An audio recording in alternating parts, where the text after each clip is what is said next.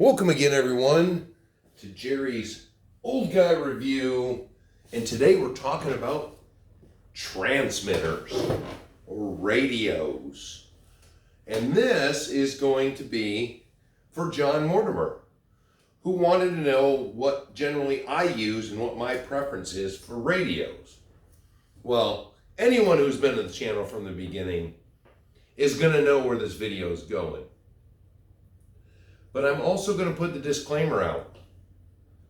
I'm sure there are many of you guys who have watched other videos about radios and transmitters, and they have told you that every RTR radio is garbage, and you should spend $600 on a rig and go right out and spend another $200 and get a new radio. Well, I'm not going to tell you that, because it's bullshit. And I am sure you're going to blow up the comments, but all I'm going to be able to do is speak from experience. And my experience goes back to the 80s, when radios truly sucked. And interference was common, and antennas were even more common. So let's get right into it. We are just going to go through some of my selections. And you know what? You can stop right after this part of it and say that the video is done. Because I'm going to tell you, my favorite current radio is from Team Associates. It came with my Sendero and my Trail Runner. This is the XP130. This is what would be claimed by other channels a ready-to-run piece of junk. Well, I'm going to tell you, I am a simple man.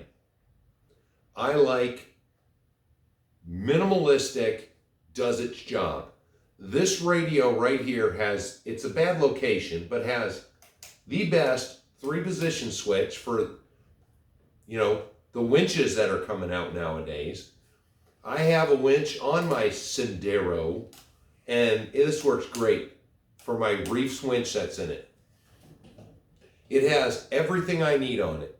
It has a throttle trim, it has a steering trim, and it has dual rate, which, for those of us that know, you turn the wheel, you watch where your wheels are turned on your truck, and then you crank that sucker up so your wheels go full lock so you can get the maximum steering. This has got the dual rate for not only the steering, but for the throttle. And it has the EPA setting, which is just basically min-maxes for left and right for the 3rd channel. Boom. All I need. I have a knob, it's right there. I turn it. I don't have to go into 1,600 screens and try to work my way through when I want to just go out and drive my truck. And that is, let's look at this one. What I get with this one. This is a Sanwa, which a lot of them will tell you, this is made by, it's Airtronics or it's Sanwa. They used to be 2 different companies, now I guess they're one. But I have 2 of them. 2 Airtronics. I actually have about 5 Airtronics. I have Futabas, but I have Futabas from the 80s and 90s. My Futaba from the 80s even has rechargeable batteries in it, but it is a stick radio for my original semi I bought. Now, this is for my SCX24, or my SCX10, the original. So you see, when the SCX10 came out, we didn't have the 2.4s yet. We were still using antennas. And this Airtronics was like $150. And it came with the receiver, and I think it came with 2 servos. So for $150, that was a deal. I had everything I needed. I had my throttle servo, I had my steering servo, I had my radio. This one has got a screen on it with the buttons, of course, as an AM radio. This one, you got to use those buttons to get to your trims. Annoying as shit, in my opinion. I want to be able to turn my knobs while I'm driving and keep driving. Not have to go through screens. Here's another radio that all the big channels will tell you. This is the STX2. This is what came with my Unimog, my UMG 6x6. That was after Horizon Hobby bought Axial. So we no longer had Traxxas or Axial / Tactic radios. We had the STX2, which this right now, I love it.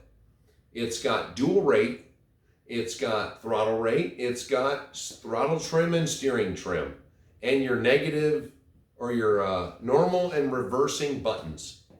I can do it while I'm driving. Boom, done. You know what? I bought a few of these now. For 50 bucks, I'm putting these in new trucks. But everyone says they're junk. Now, I had the 3-channel version came with the SCX-10 Gladiator, but it had a 5-channel receiver in it. So I did, because I wanted to have the option of having the transmission 2-speed and the dig. Well, we all know from everyone's horror stories, the dig just burns out. Because they said you needed a radio that had a trim for that. So lo and behold, I bought the DX5C 5-channel radio, which all I had to do was link it to that receiver that was in that truck, and boom. Meanwhile, it's all computerized. So I went in there, adjusted my dig, so that the second time I took it out with this new radio, with the dig programmed out, so that it wasn't under stress the whole time, dig burns out anyways. They took me $100. $100 would get me 2 of these, which I have bought 2 of them. Actually, wait a minute. What is the other one I got? Man, I keep having to get up in the middle of them. What is this one? Oh, that's the SLT3. Even more bare bones. I like this one too. An SLT3. It's got the 3rd channel on it. Nice. The 2 is only, as it says, it's only 2 channels. So even this little cheap guy, it's small. I can drive with one hand. I just have 3 knobs on it: steering rate, throttle, and steering. All I need. Well, I do have my normal and reverse on the back. All I need, right there. 2.4 gigahertz. Beautiful. So, $100. $100. This, the TQ from Traxxas, I have every version of this to current day. This is for my wife's Summit. Guess what? Still works great. All of these radios are currently in vehicles and they work fine. But now when Axial released the Blazer, the 69 Blazer, boom, Nick the Blazer. Oh, you can't see him down there. The TTX 300 is useless. You pay for a 3rd channel that you need to be a rocket scientist to figure out how to get the thing to work. It only works on buttons. Ridiculous. Anything that you need, that you want to put an accessory on, you need to have a 3-position switch. That's it. That's all you need. Toggles. 3-position switch. The greatest thing. Now, we'll keep going. 2 AM radios with antennas. Here I've got a team associated one from my team associated race car I've got. Look at that. It's got 4 knobs on it. It's got an on-off switch. Even has battery life. And works perfect still. AM radio. Duratrax used to make AM radios with a 2-speed on it. Boom. 75 megahertz. Still works. 3rd channel. Still works. So when I hear the complaints, oh, actually that one is for, that isn't for my race car, that is for my Tamiya TT01. So here we've got a fancy tactic radio, $250. Had to spend another $50 to get the receiver. $300 total. And you know what makes this one better than all of these? Nothing. It has doodads on it. A lot of doodads. A lot of switches. A lot of knobs. A touchscreen screen on it. I didn't need that radio, but my hobby shop was getting rid of it, so I bought it. So I got it for a little cheaper. But let me tell you right now, what everybody telling you that the radios are crap, it is not the radio. The radio and the receiver do one thing. It receives a signal and then sends that signal along to whatever's plugged into it. The FCC controls how powerful these are. So if I take this one and I take this one, 2.4 gigahertz AM radio, they can only put out so much power because it's regulated. So when somebody tells you that this radio that comes with RTRs is garbage, it's not the radio. This only does one thing. Sends a signal. It tells the throttle what to do, and it tells the steering what to do. So the steering comes right out of the receiver. It receives the signal to turn the wheels. The throttle goes into the speed control, which then tells the motor what to do. So if you have problems with your electronics, more than likely it's a cheap speed control or a cheap steering servo. It's not the radio itself. And if you read go look at all of your radios, it says right on the bottom or wherever the FCC tag is, it has to comply to the FCC rules for transmission, because it cannot interfere with anything in the world. 2.4 gigahertz, yes, they're frequency hopping, which is funny that that's a technology that was developed, the military started using it, and then it made its way to our things. But this radio is no more powerful or less powerful than this radio. $50, $100.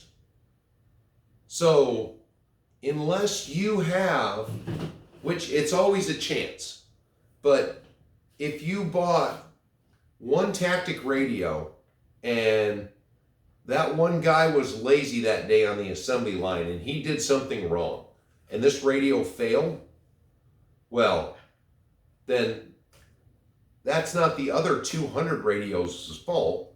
This one just had a bad day.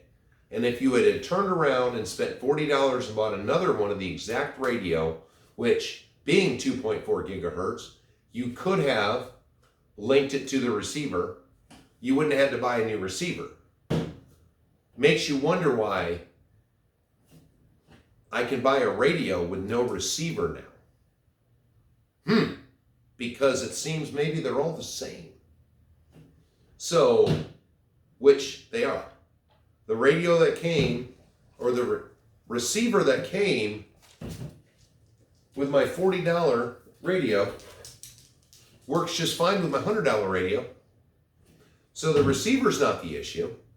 So basically the only difference I can see between this radio and this radio is doodads. So if you like doodads, that's great. Spend the extra money and get all your doodads. That's basically why I bought this radio, so I could run a vehicle that required more channels. But with a crawler, I don't need all those channels. $40 works for me. So there you go, John. I'm a dumb cheap ass. I don't like computerized stuff. I just want to get out and drive. So yes, I love RTR radios, and until one screws me over, which I haven't had one yet, I'm going to keep singing their praises. So I hope that was helpful, and I hope the rest of you, if you have a problem that you've experienced with multiple of the same radio, let me know about it in the comments. If you had just one time and you completely hate the product and you don't want to ever buy from them again, I don't want to hear about it, because Wing Wang might have had a bad day that day at the factory and he soldered something wrong. But if you've had multiple issues with the same product, I want to hear about that, because all I can speak for is experience. And I have 2 boxes full of radios, because I, as we all know, don't throw anything away. So let me know about it in the comments. Give me some shit, and I will talk to you later.